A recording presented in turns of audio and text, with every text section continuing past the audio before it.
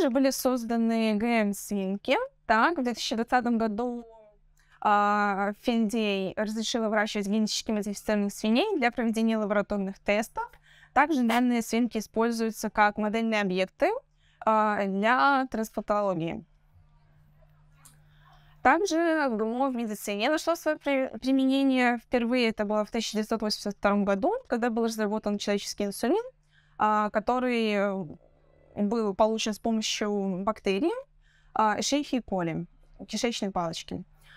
Собственно, это был первый препарат, полученный путем бактерий, и на самом деле сейчас это является одним из самых эффективных способов наработки человеческого инсулина.